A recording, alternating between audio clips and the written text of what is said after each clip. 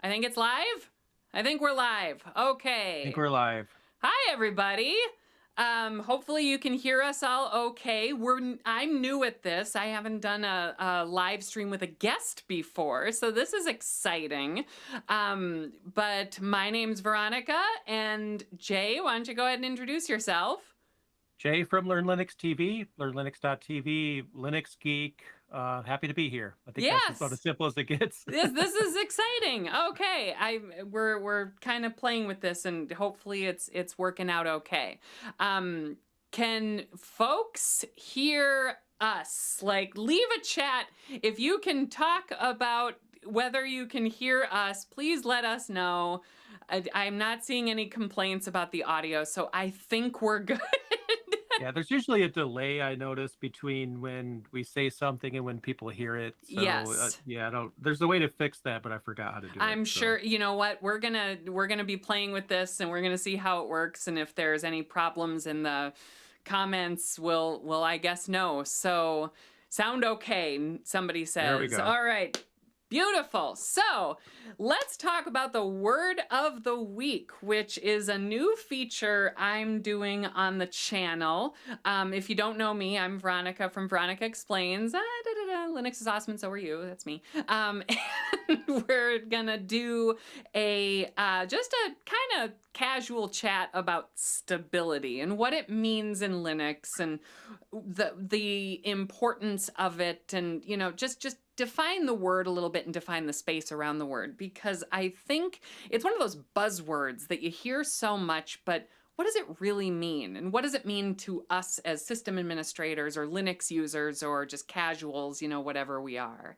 So that Yep. is the idea.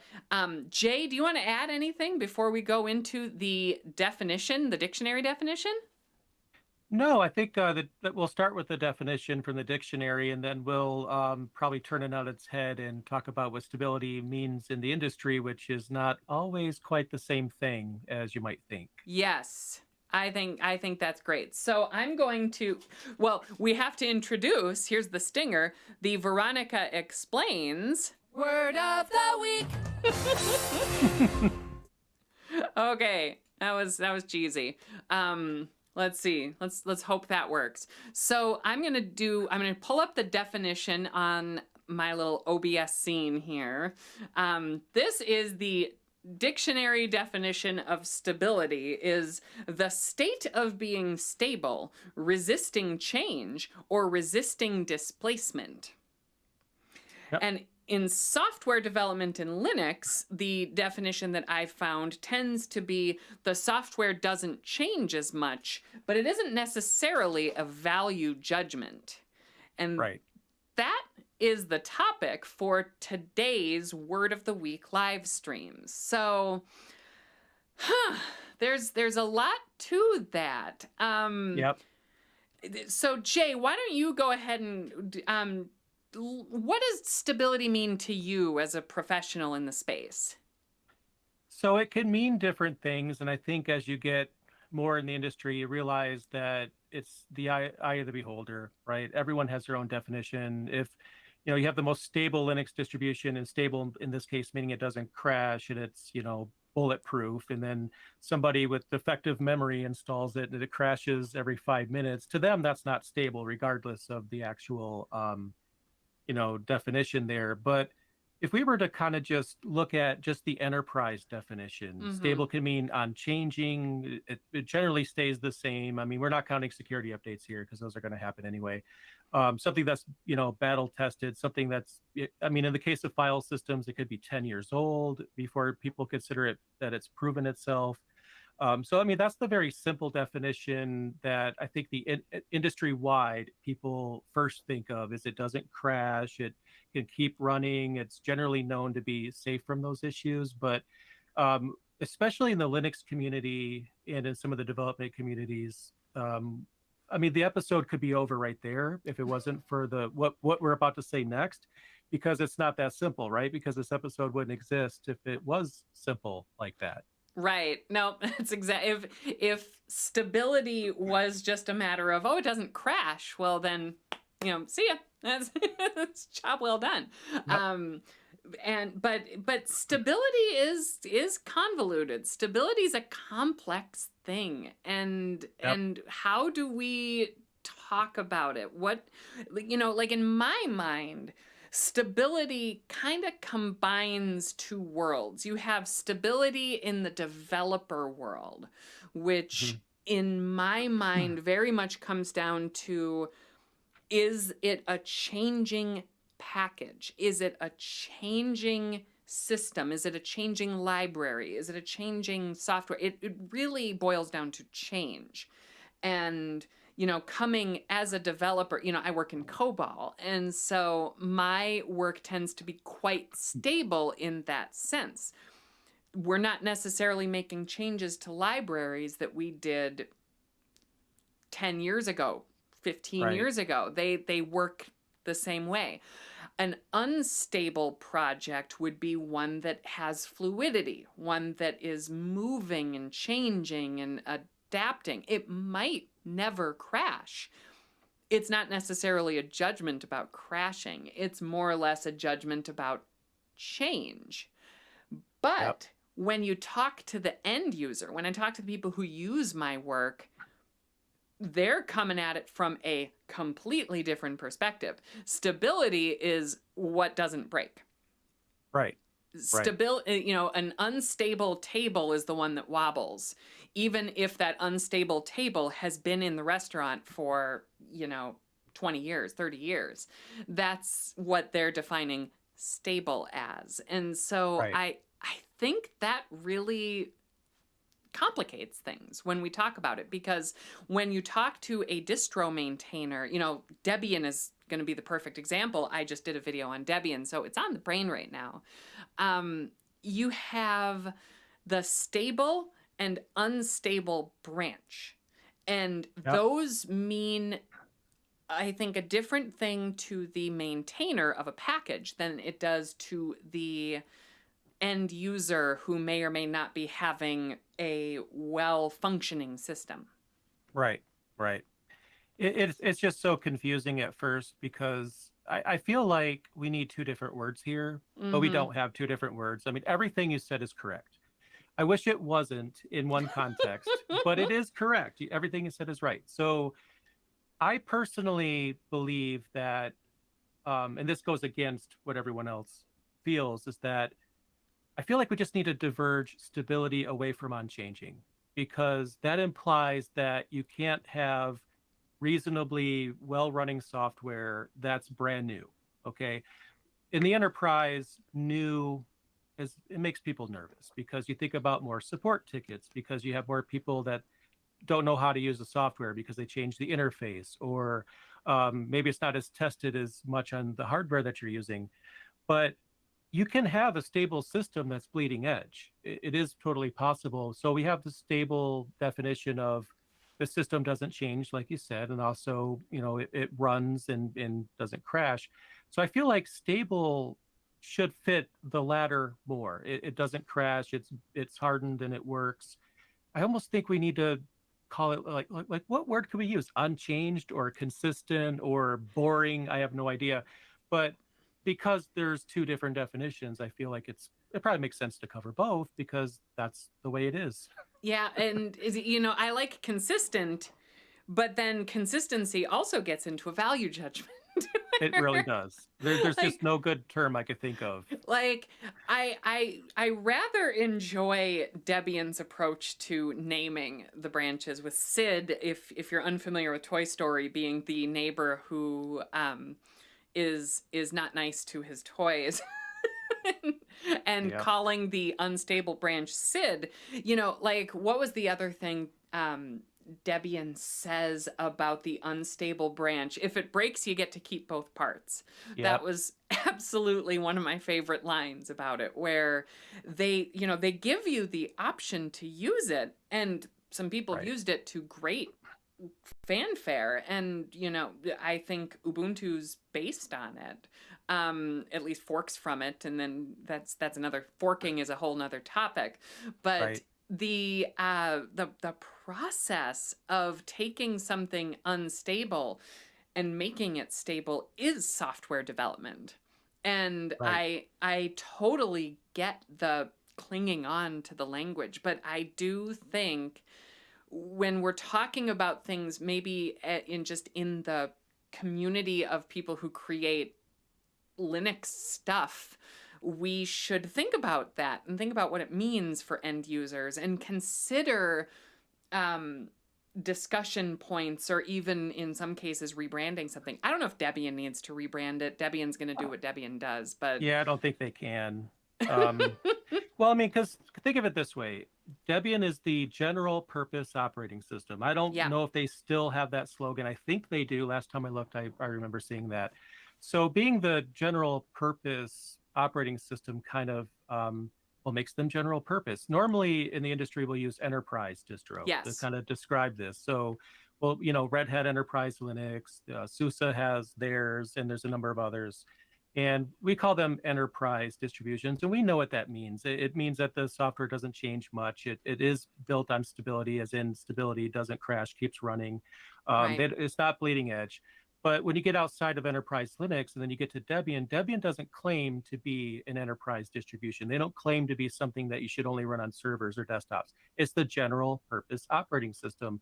So that in and of itself prevents more of a name change because now you fall into context. So in the case of Debian, it does absolutely mean unchanging, or at least minimal change, I should say. And that's kind of what it means there. But I'll get into some things later that I think kind of are interesting about this that I've experienced in the past.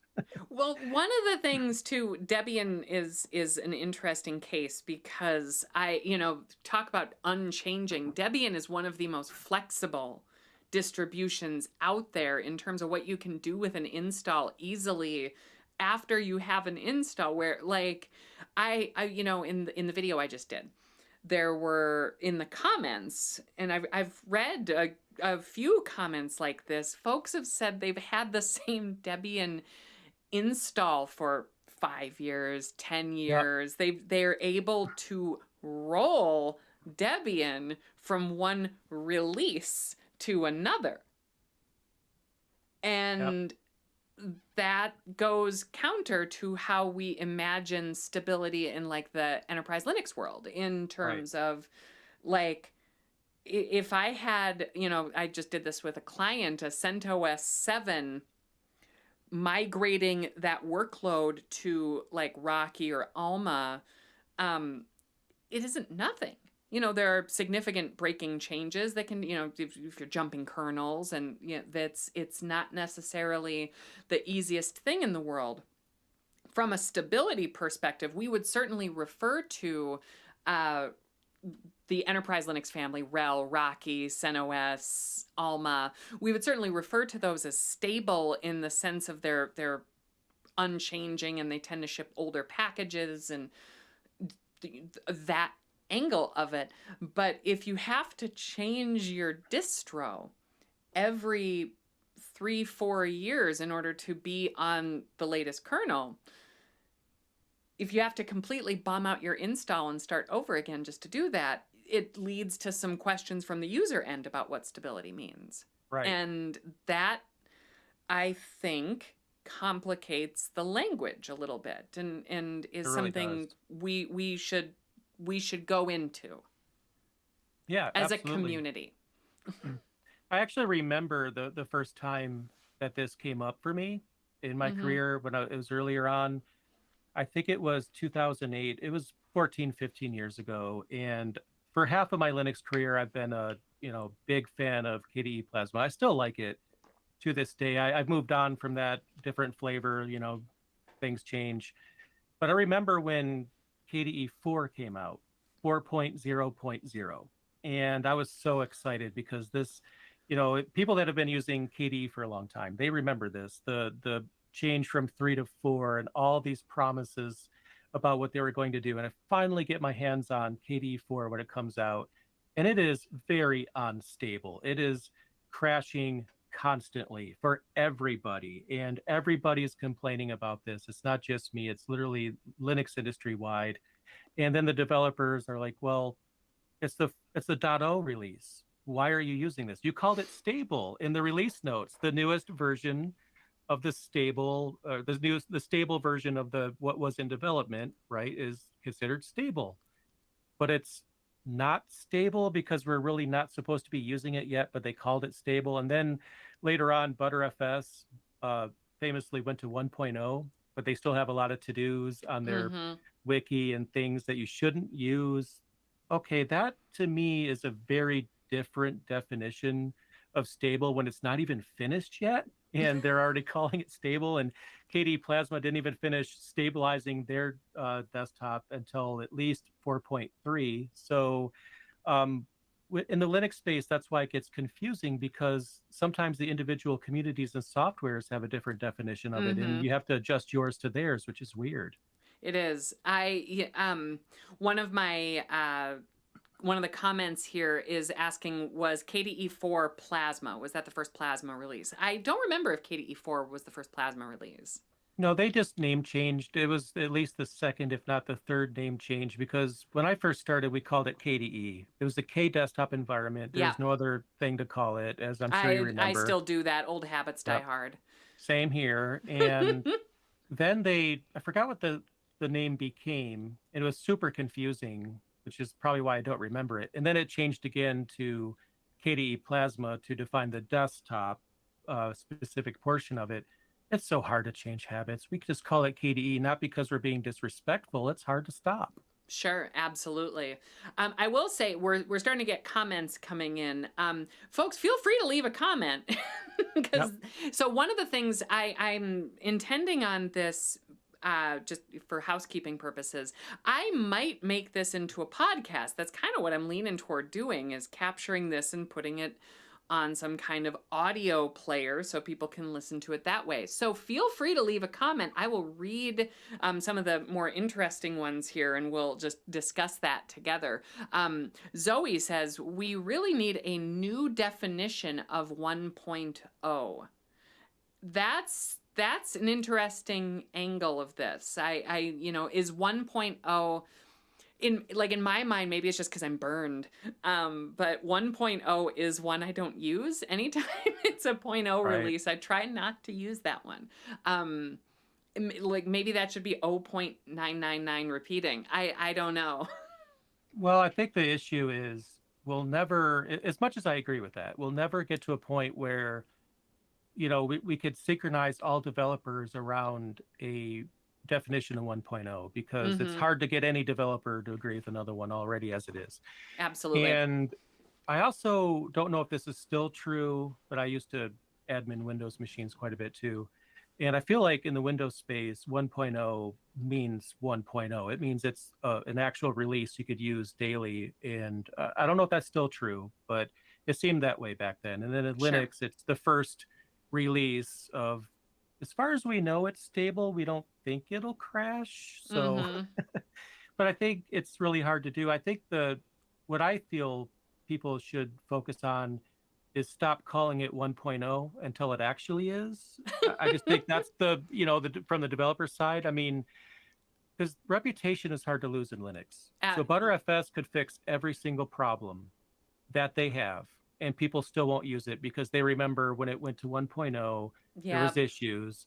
I was And I was gonna yep, say ButterFS is yep, really, it comes to mind because there's still so much baggage associated with just talking about it, and for all of the benefits that the project has really gotten over the last number of years of development, it's still, people still talk about write holes, and people still talk about don't use RAID 5, or don't and it's, once you lose reputation, it's very hard to win back, if not yeah, impossible, and that is extremely challenging. yeah. It's like in the Linux community, there's a lot of grudges, and it takes a long time for that to go away. I feel like, I'm being sarcastic, but I kind of feel this is true. If ButterFS renamed the file system but nothing else changed, I Mm-hmm. feel like everybody would have a different opinion of Oh it. yeah, of course. If somebody forked it Mm-hmm. then absolutely, you could totally get everybody to adopt it. But at some point, you bring it up, it's like, isn't that the file system that was broken for everyone? Yep. No, it's the file system everybody misunderstood, and they prematurely called it 1.0. But yeah, Yep. Nope. Nope. That's exactly it. And I think there could be some benefit to redoing that. Okay. I've been asked to restate the word of the week, so I'm going to do a quick word of the week restatement. Word of the week. Okay, the word of the week is stability, which the dictionary defines as the state of being stable, resisting change, or displacement. But of course, in software and Linux, it means a great number of other things, and we're just having a discussion about that. yep. So now we're getting some comments in. I just want to take a look at it. LJ says they also think of Debian testing as rolling. Um, Nope. that's yeah, I don't know if I'm with you on that, LJ. No, it's totally not. It doesn't fit the definition of rolling. I understand why people think it might, because most of the time it is, but it has a freeze window. Yes, Rolling which we're distributions do getting not. into right Right. now. Hey, unstable is rolling. Debian Hmm. unstable is absolutely rolling. Testing at most could be semi-rolling, but I say no, because testing is created with the intention of it becoming a release. Rolling distributions only have releases that are technically snapshots of Right. how it is, not an actual release in every sense of the word. So unstable, rolling, testing, unfortunately, no. You know, I'm with you on that, absolutely. One thing I wonder about is because I got this comment quite a bit. Debian unstable, Debian SID is a rolling release like Arch, and it certainly rolls. You know, I don't think Right.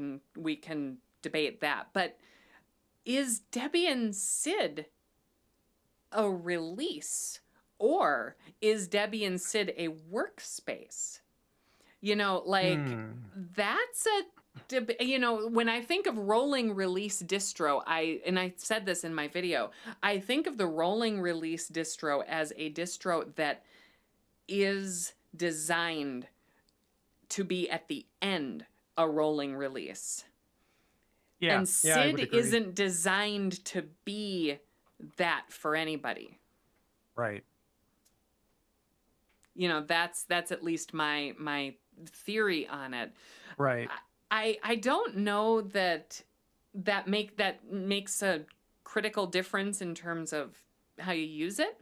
Um, you know, like Arch can feel just as unstable as SID, and SID can feel just as stable as a well-tuned Arch machine Right. if you're doing it right. And that's the key. You have to do it right first. You have to have the right understanding in mind. And there's this, I don't know if it still is true today, but a debate between, if you don't want to run stable because it's too old, should you run Debian testing or unstable? And there was quite a bit of debating about that. But the idea is that unstable is going to potentially break more often, but you're also going to get fixes faster as well. If testing is broken, it's going to be more time until it gets a fix. So there's some people that would say if you want to run something other than stable, it should be unstable instead of testing. And then you have people making the opposite Right. argument there. I feel like there's no right or wrong answer. It depends on, which one works best for you. And I think that's the best definition there. But then there's, of course, it gets more complicated because somebody will do a mixed install of Debian stable, Yeah. but pull in some things from testing, which is not supported, not a good idea. And I understand it works for a lot of people, right? A Mm-hmm. lot of people that have no issue doing this. But the way I look at it, you never have an issue until you do, Right. you know? And that this debate or this discussion about pinning, there was some good talk about that in the comments of my Debian video, where and in I saw some of this in Reddit too about Debian and just the value of pinning versus of taking the what the distribution maintainers are intending and just using what they intend. Right. I mean, I'm torn on this. Like, on the one hand, if you know how to do it, do it. And if you're comfortable with I mean, I don't want to tell somebody your packages need to be kept in one area or another. That's fine. Right. But it seems like a lot of the comments, I'll just say from the comments, it's my own observation. The comments about things that went wrong in Debian had a lot to do with people trying to grab something from upstream and pull it in. Oh, I used Debian Solid except for the one thing that I pulled in from unstable and it broke. So Debian is no good. And it's like, well, Debian's no good for you then. Maybe you shouldn't use it. That doesn't mean it's bad. That just means it's not what you want for your particular need. And that's not it's not a value statement in that sense. It's just a practical statement. But I think folks lose that when they get into the distro wars and thinking that all distros need to be, everybody gets into one distro and it's what they want. And if it didn't work for them, it's crap and no one should ever use it, which is ludicrous. And I think you actually ridiculous. just came up with a really good new term for Debian on accident. And I don't know if you realized this. No, I didn't. You accidentally called it Debian Solid. Ooh. And I'm like, yes, that is perfect, because that doesn't imply anything other than it's a solid object. Solid it doesn't have elasticity. It's not, a chemical. It's a solid thing. I think, man, that was, we weren't even trying. And we weren't even trying. There we go. I'll take it. And then, this gets into the immutable file system too, which is a definite direction, we seem to be going between Silverblue and what Silverblue is working on over at Fedora, but then also SteamOS, and SteamOS really setting a good bar for what an immutable system can look like with a core that some might consider unstable, but a core that is well maintained, well processed, and then put out in a console-like fashion. What we define as stable, I think, is going to shift a bit as immutability becomes more normal throughout our world. I mean, I know for me, Debian starts to look more and more pleasing the further and further along, for me, FlatHub gets, because suddenly I start to see FlatHub packaging so much of what I use and packaging it pretty well for desktop. It's like, I could imagine my next editing rig could be Debian with just a bunch of Flatpaks on it for editing and this sort of thing with live streaming. I don't need some gaming performance or anything like that, but...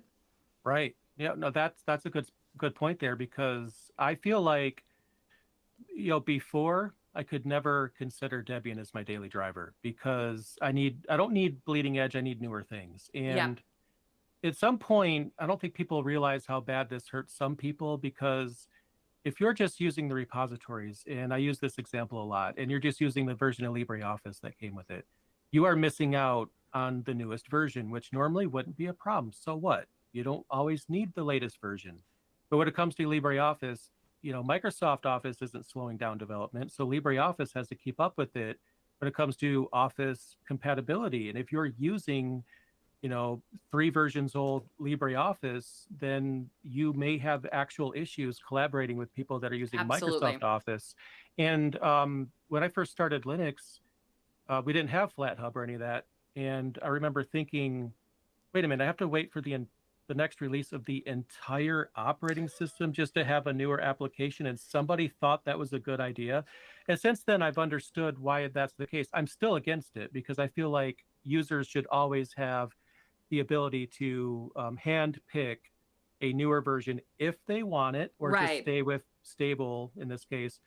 But FlatHub gives us that, and I feel like that was the missing piece of Debian for me. And now that is becoming more popular, I can get the latest version of LibreOffice very easily, Firefox, Thunderbird, whatever it is, as I need to, and leave the rest of the system as is. And that, to me, has probably made Debian even better than it even was before. It's a great thing. Absolutely.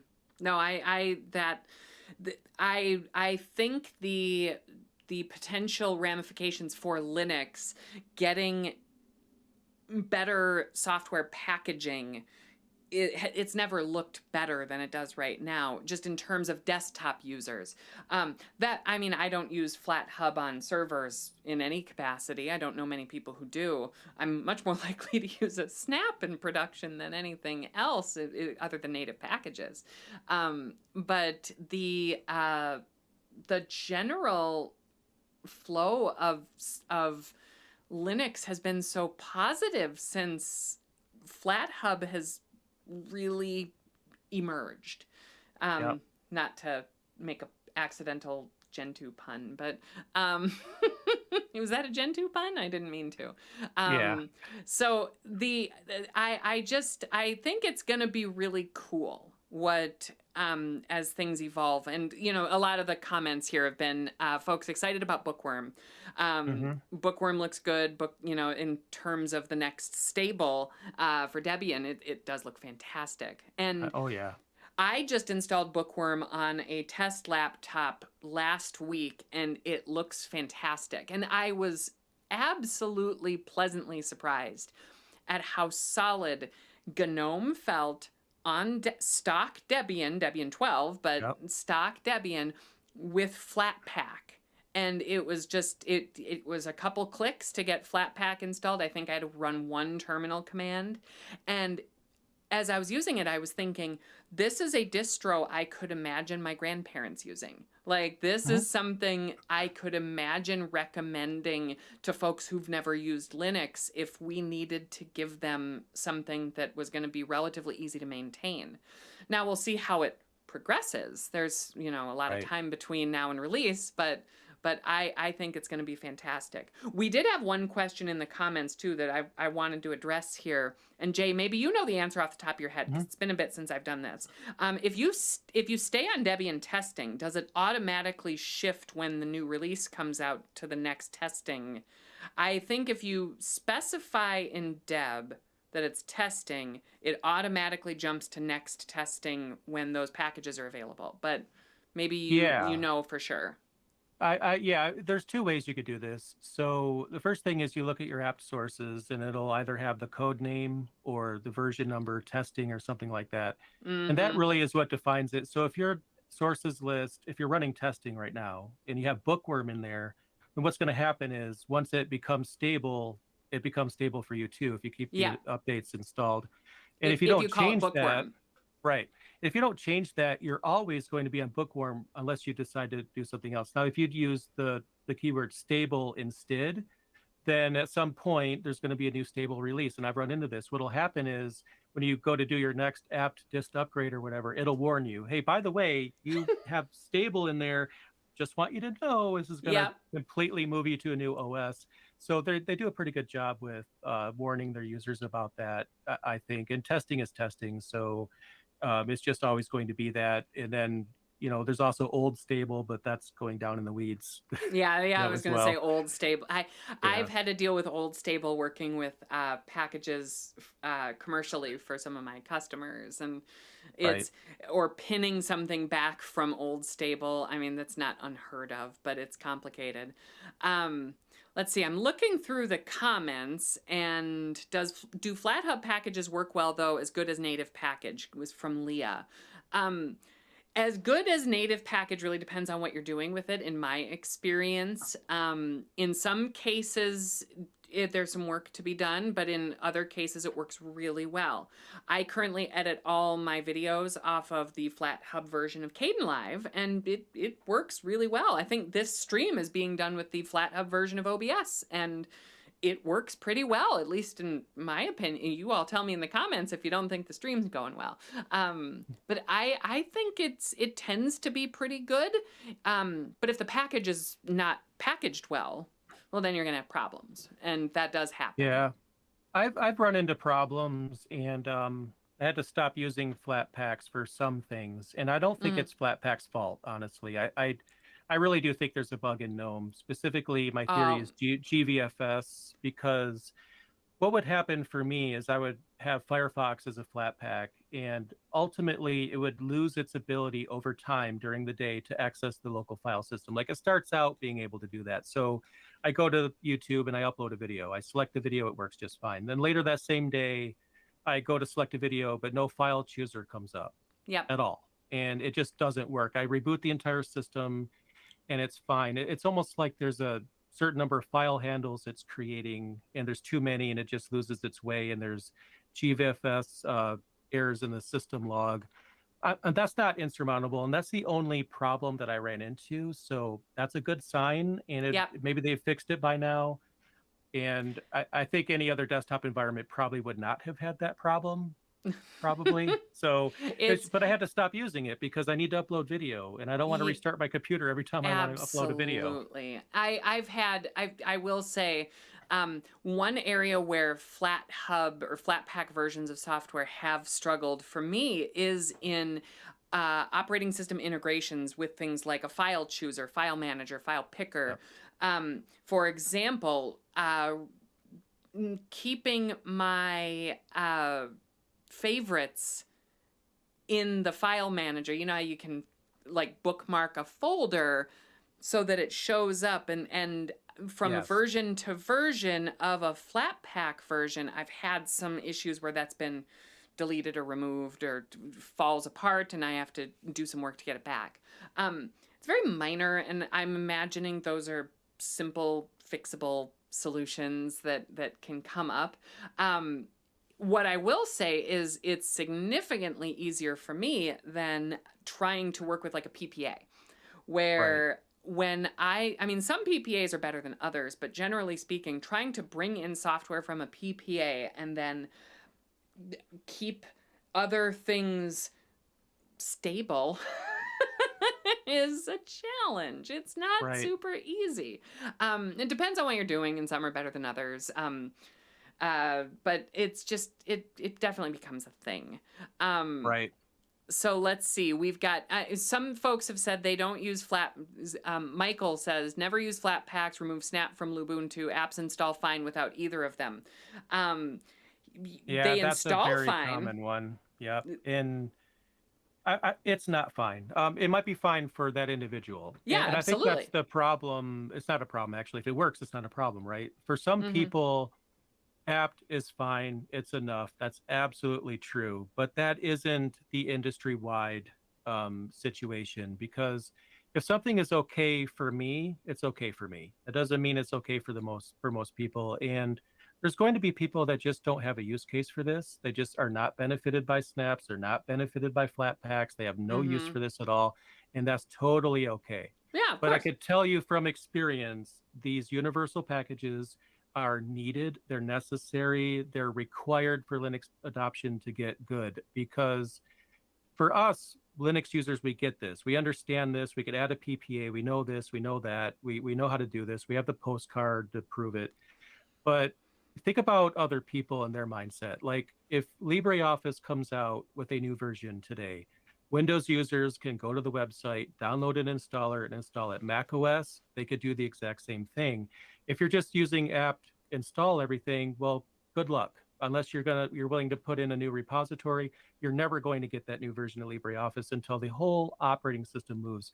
And that is just not a good way to do it. In my opinion, universal packages allow you to choose just use apt. You could choose to Absolutely. forego that, but it exists for the people that want it. So if your job requires you to have a specific version of a piece of software, then you could have it without, making the rest of your system unstable, Hmm. and keeping the stable repositories as is, and just pull that one thing in because you just need that one thing. And I think that gives people power. You could choose to avoid it, or you could choose to use it if you need it. And I think that's the important thing to keep in mind. Yeah, I'm absolutely with you. It's just such a powerful thing that we've got here in Linux. This capability to keep the innards of the system from being messed with by the software that we choose to install, and especially on the desktop, this is just so critical. And it's Right. definitely a good lesson that desktop developers have learned over, the umpteen years of the desktop is we have this, and this is a capability we can use. Right. Zoe mentions there's also debget. Yep, debget's a thing. It's definitely a thing. I don't know if it contributes to your stability or not, but let's see. Bobby says, I'm all behind Flatpak being the standard. App should be for keeping the OS just simply solid so that it doesn't break. Yeah. I mean, the standard is, I worry about the word standard. Yeah. Only because that's going to get a lot of, you have to have some level of corporate interest in order to actually see a standard build. And Right. I'm not sure. I mean, it could be Flatpak, and I personally think Flatpak is doing great. I prefer it to Snap in terms of the desktop experience, but is it the standard yet? I don't know. What does that look like? Well, I think there's some comments where some people might have confusion over why this is even necessary in the first place. So generally speaking, when you install software in a Linux distribution, you're pulling in dependencies, and that's all fine and good. But what if a piece of software you want to run needs a library that's newer, and if you upgrade that library, then you can no longer run this other application because it requires an older one, and then you start to wrestle with that. Some people never encounter that. They'll Yep. go their entire Linux career and they'll never run into that once, and some people run into it all the time. So the idea is to separate the applications from the rest of the package environment. And it's not, unless you're talking about canonical here, because if they could make everything a snap package, I think everybody knows they would. Yes. But it's not really the point, though, because it's just all about choice and having that capability. But I think one of the bigger benefits is something that we aren't going to notice. So if you think of a development shop, let's just say Acme develops like this amazing program that everybody wants to love install. Acme. But yeah, I know they're all over, right? They do all these things, but they don't develop that app for Linux at all. So there's just no version for Linux. So some people might be using Wine or something to force it to work. But absolutely, maybe one day the manager says, hey, this Linux thing, can you look into this, Mr. or Mrs. Developer, and just let me know what you think? And they look into it like, yeah, I'd have to develop an RPM, not one, but one for Fedora, Red Hat, and also SUSE. We need a deb package, not one. We need one for Ubuntu. We need one for Debian, and we need all these things. And then, yeah, no, we don't got time for that. So we're just not going to do that. But with these universal packages, it allows everything to be self-contained and something that they could develop towards. And then if someone wants to know how to get that app running on Debian, then the answer is install Flatpak, and then here you go. Yeah. And they don't have to think any further than that. Now, you could argue probably pretty easily, is that a good idea or a bad idea? And you'd probably be right on either side. But if you think of it in terms of this software would never come out with Linux, there's a 0% chance unless they have an easy way to get in there and get it done. Absolutely. That might be the only chance we have. So I think there's power in that. But here we have like at least 3 popular formats: app image, snap packages, Flatpaks, and then we get to the trade-offs, the pros and cons here, because snap packages are going to work better on the command line because command line apps are present. Yes. They're less present on Flatpak. It's more desktop oriented. Flatpak can have different repositories, different stores. The biggest problem with snap packages, and I think this is one of the most complained about things, and rightfully so, you have their app store. That's it. It creates a walled garden. And I feel like if that wasn't the case, there'd be a lot more adoption there. But then also they incorporated that into Ubuntu prematurely before they figured out the slowdown issues. So there's pros and cons before it was each. Stable, one might argue. Yeah. So there's pros and cons of each. As far as becoming a standard, I'm gonna call it right now.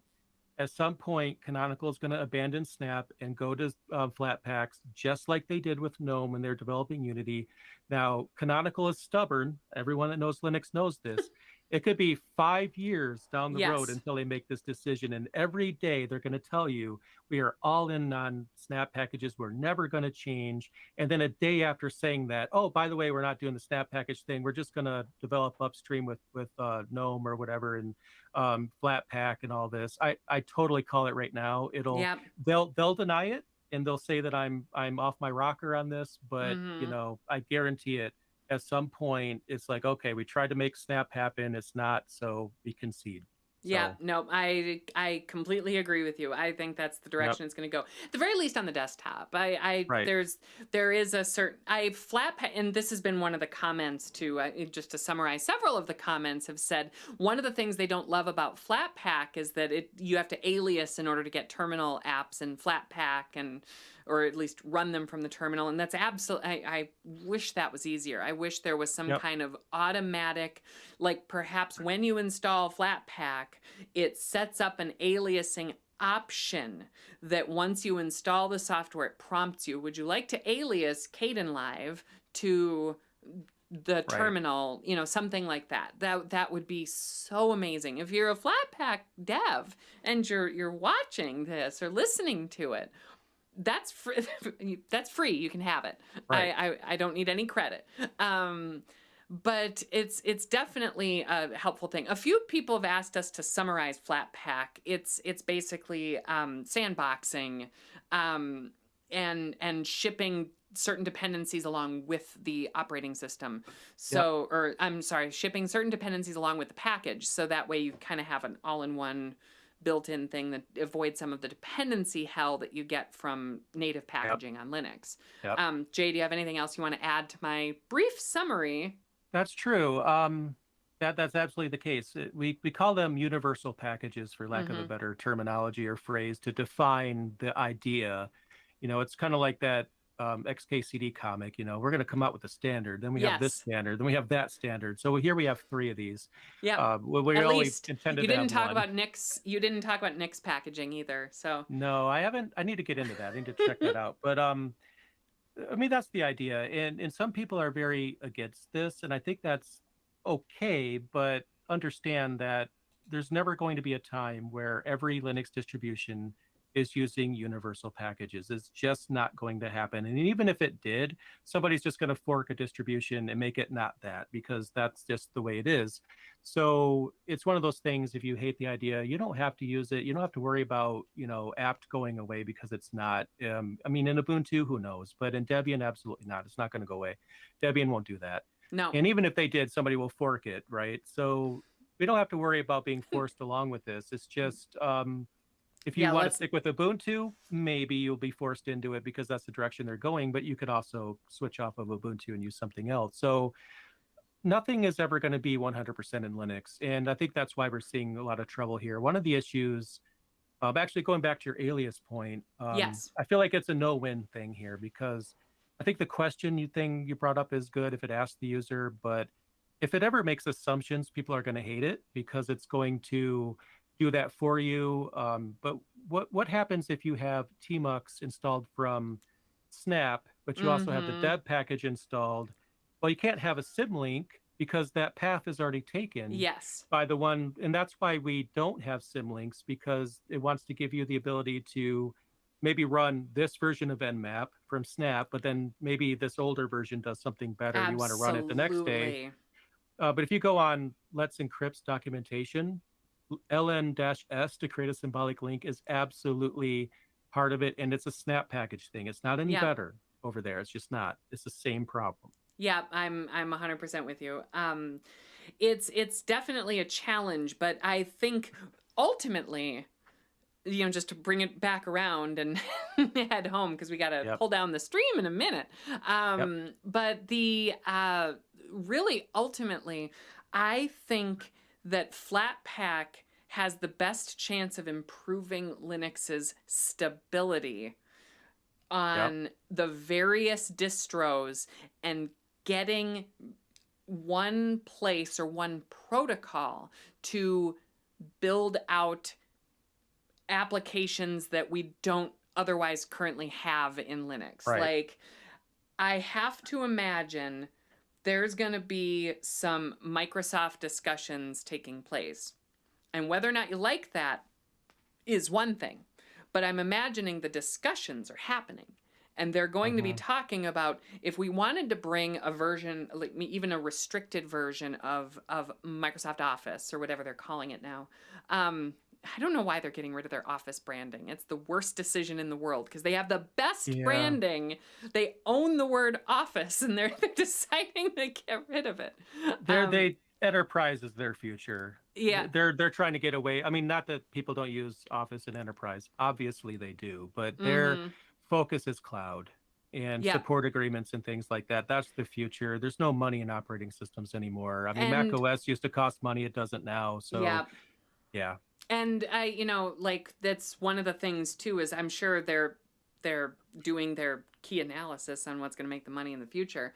It's amazing that they have this, what is a pretty good word processor and spreadsheet, and they're basically synonymous with presentations and spreadsheets and Excel and PowerPoint. Those have become genericized trademarks at this point. And Outlook is one of the most popular email clients for enterprise anywhere. It's very well respected branding, and they're just not going to be using as much of that branding anymore. But maybe they will. Maybe they got plans for Outlook. I don't know. But getting those things on Linux, you can like that idea or not like that idea, but I think it would help at least some organizations adopt Linux. Yep. And I absolutely think it would. Yep. That is one of the key things toward Linux operating systems, Linux desktops, Linux distros getting stability, is that level of interest when you have corporations that are putting it on computers that are desktops. That is going to help. Getting corporate backing for this does help us get there. And you might not like it, and that's fine. You don't have to use those distros. You don't have to use those, like you can go use something else, whatever we need not look further than Devuan. Never know how to. Devuan. Devuan, I believe, yeah. We need look no further than, somebody disagreeing with System D and deciding to split off into their own thing. I was just about to bring that up. Yep. Like that's the beauty of Linux. That's the beauty of this thing, is that if we don't like it, there'll be changes. There'll be broken stuff or split apart stuff or forked stuff. And that's a wonderful thing that we have.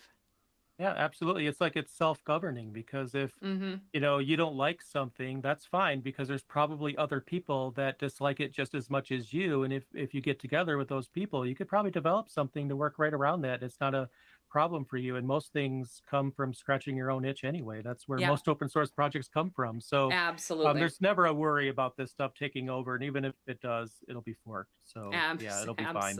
Absolutely. Well, I think we got to wrap up here. Yep. So, Jay, this has been absolutely fantastic. I'm so glad to have you on the channel as my first guest here on the Word of the Week stream podcast, streamcast. I don't know what we're going to call it.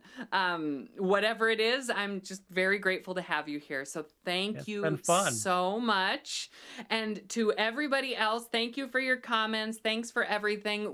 I'll try to do another one of these next week, and we'll see what we can do.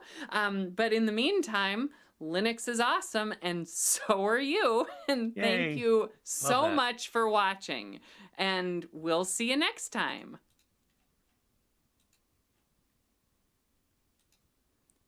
All right, stream is off.